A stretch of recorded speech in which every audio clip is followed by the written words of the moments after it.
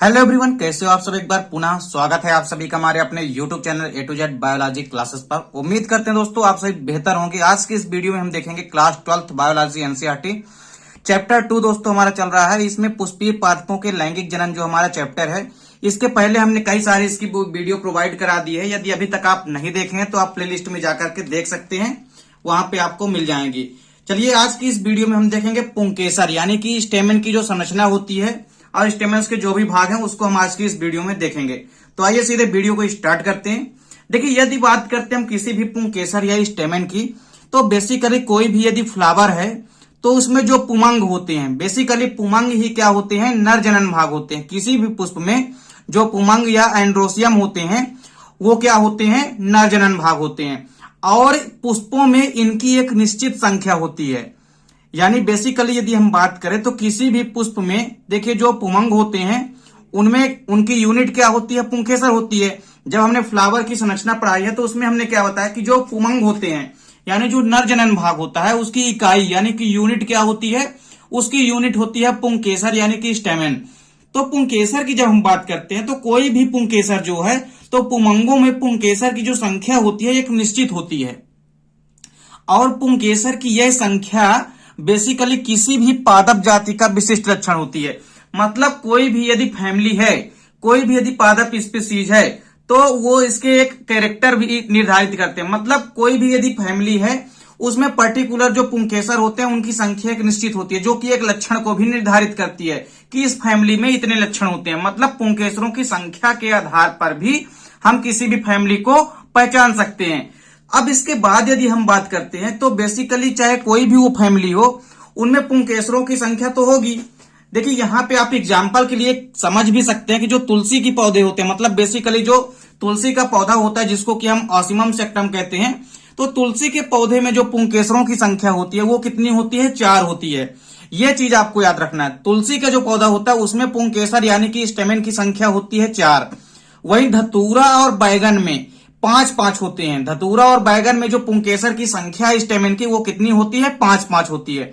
वहीं जो सरसों प्लांट होता है, मस्टर्ड प्लांट होता है, मस्टर्ड प्लांट में पुंकेसर यानी कि स्टेमन की संख्या होती है 6। और जो गुड़हल का पौधा होता है, चाइना रोज का जो पौधा होता है, हिबिस्कस रोजा साइनेंसिस का जो प्लांट होता है, इनमें असंख्य पुंकेसर पाए जाते हैं। यानी इनफाइनाइट स्टेमन जो है इनमें पाए जाते हैं। तो ये चीजें आपको कुछ एग्जाम्पल भी रखने हैं कि किन पौधों में कितने सारे पुंकेसर पाए जाते हैं। तो कई सारे एग्जाम्पल है। तुलसी में आपने देखा कि पुंकेसर की संख्या 4 होती है। वहीं धतूरा और बैगन में 5-5 पुंकेसरों की संख्या होती है। इसके अलावा सरसों में 6 होती है। वहीं गुड़हल में असंख्य पुंकेसर पाए जाते हैं। अब इसके बाद यदि हम बात करते हैं किसी भी पर्टिकुलर पुंकेसर या स्टेमन की स्ट्रक्चर की, तो देखिए किसी भी पर्टिकुलर स्टेमन या पुंकेसर की संरचना में 3 भाग होते हैं। पहला भाग होता है परागकोश, योजी और पुतंतु। देखिए बेसिकली जो है मुख्य रूप से 2 ही भाग हैं। पहला भाग क्या है, परागकोश या एंथर, और दूसरा भाग क्या है, पुतंतु, जिसको कि हम फिलामेंट कहते हैं।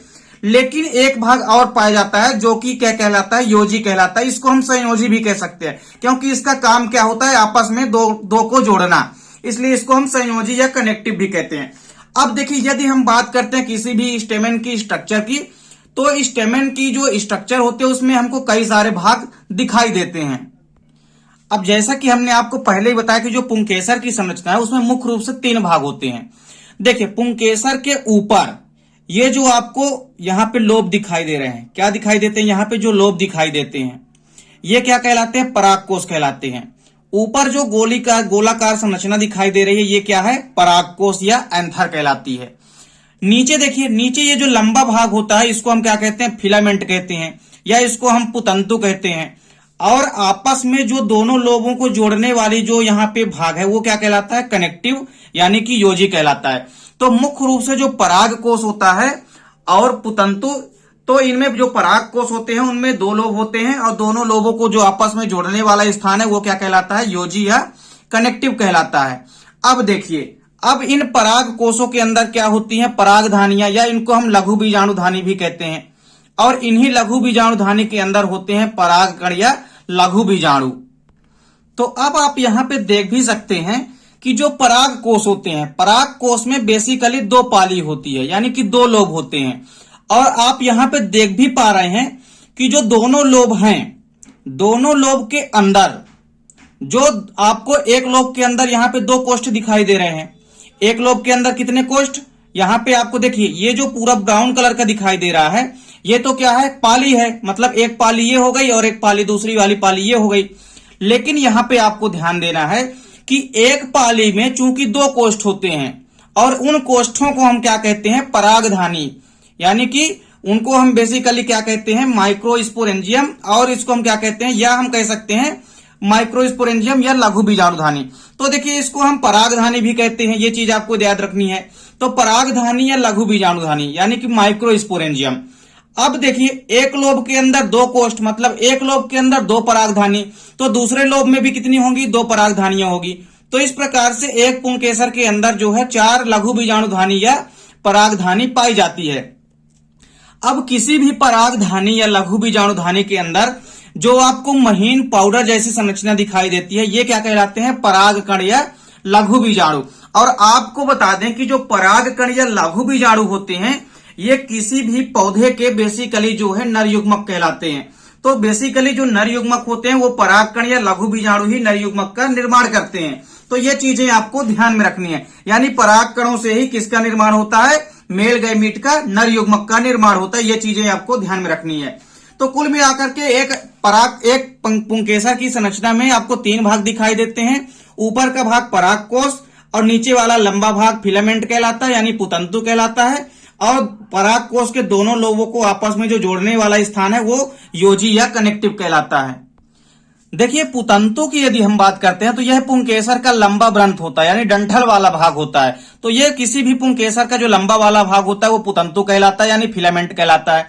तथा जो परागकोश होता है वह फैला हुआ सिर होता है। आपको ऐसा दिखेगा जैसे फैला हुआ कोई सिर है गोलाकार। वहीं प्रत्येक परागकोश में 2 पालियां होती है। तो जैसा कि हमने आपको पहले भी बताया कि परागकोश में 2 पालियां होती है और जो एक दूसरे से योजी द्वारा जुड़े होते हैं, और दोनों पालियां आपस में योजी या कनेक्टिव के द्वारा जुड़े हुए होते हैं। देखिए प्रत्येक पाली में 2 कोष्ठ होते हैं। तो एक पाली में 2 कोष्ठ मतलब टोटल 2 पालियां हैं। तो पराग कोष्ठ कितने हो जाएंगे, 4 हो जाएंगे। मतलब एक पाली के अंदर 2 कोष्ठ होते हैं, तो 2 पाली के अंदर 4 कोष्ठ हो जाएंगे। और इन कोष्ठों को हम क्या कहते हैं, परागधानी या लघु बीजाणुधानी कहते हैं। देखिए यदि परागकण के अंदर जो परागधानी या लघु बीजाणुधानी है, यदि बेसिकली हम बात करते हैं जो पाली होते हैं, तो देखिए परागकण के अंदर, या हम किसी भी कह सकते हैं यहाँ पे मुख्य रूप से कि जो पुंकेसर के अंदर, तो पुंकेसर के अंदर आपको यहाँ पे देखने को मिल रहा होगा कि देखिए अब यदि पुंकेसर के अंदर इस प्रकार से 2 पालियां, जैसे ब्राउन कलर की यहाँ पे क्या पाली है, 2 पाली है। तो यदि आपस में 2 पालियां हैं किसी भी पुंकेसर में, तो ऐसे पुंकेसर को हम द्विकोष्ठी पुंकेसर कहते हैं। लेकिन यदि पराग कोश के अंदर, या हम मुख्य रूप से कह सकते हैं पराग कोश के अंदर यदि एक ही पाली है तो उसको हम एक कोष्ठीय पराग कोश बोलेंगे। तो आप यहाँ पे देख सकते हैं कि यदि पराग कोश के अंदर 2 पाली युक्त पराग कोश है तो उसको हम क्या बोलेंगे, द्विकोष्ठी, यानी उसको हम क्या बोलेंगे, बेसिकली डाइथिकस। तो ये चीज आपको याद रखनी है। इसके बाद देखिए कुछ पौधे ऐसे होते हैं जिनमें पुंकेसर में जो पराग कोश होते हैं उनमें जो पाली होती है वो एक ही पाली का बना होता है। जैसे जो मालवेसी कुल के पौधे होते हैं, जैसे चाइना रोज यानी कि जो गुड़हल का पौधा होता है, इसमें इसके पुंकेसर में जो पराग कोश होते हैं उसमें एक ही पाली होती है। तो यदि एक पाली युक्त पराग कोश है तो उसको हम एक कोष्ठीय पराग कोश बोलते हैं। यह चीज आपको ध्यान में रखनी है। और ऐसे पराग कोश में केवल 2 लघु बीजाणुधानी होते हैं। अब जब एक ही पाली होगी तो वहां पे कोष्ठों की संख्या कितनी होगी, 2 ही होगी। और यदि 2 पालियां हैं तो आपस में वहां पे कोष्ठों की संख्या कितनी होगी, 4 होगी। मतलब एक पाली के अंदर 2 परागधानियां या लघु बीजाणुधानी होती है और 2 पाली यदि हो जाएंगे तो उनके अंदर मिला करके 4 लघु बीजाणुधानी यानी कि परागधानियां बन जाती है। और देखिए यहाँ पे एक चीज और आपको याद रखना है कि इन्हीं लघु बीजाणुधानियों में बहुत अधिक मात्रा में क्या होते हैं, महीन पाउडर जैसी संरचना ही पाई जाती है, जिन्हें हम क्या कहते हैं, लघु बीजाणु कहते हैं। तो ये चीजें भी आपको ध्यान में रखनी है कि लघु बीजाणु क्या कहलाते हैं। तो बेसिकली जो लघु बीजाणु होते हैं ये किनके अंदर पाए जाते हैं, लघु बीजाणुधानी के अंदर बनते हैं। और यहाँ पे आपको ये चीजें जरूर ध्यान में रखनी है कि यदि यहाँ पे देखिए 2 पाली युक्त पराग कोश है तो इसको हम द्विकोष्ठी पराग कोश बोलेंगे, यानी डाइथिकस बोलते हैं। और यदि पराग कोश के अंदर यदि एक ही पाली है तो एक ही पाली है, मतलब इसके अंदर खाली दो ही परागधानियां या लघु बीजाणुधानी होगी। लेकिन यदि 2 पाली युक्त पराग कोश है मतलब इसमें 4 जो है परागधानियां या लघु बीजाणुधानी मौजूद होंगे। तो उम्मीद करता हूं दोस्तों वीडियो पसंद आई होगी। दोस्तों चैनल पे यदि नए हैं तो चैनल को सब्सक्राइब अवश्य कर लें और बेल आइकन प्रेस कर लें ताकि वीडियो की नोटिफिकेशन आपको मिलती रहे। मिलते हैं दोस्तों नेक्स्ट वीडियो में, तब तक के लिए जय हिंद, वंदे मातरम।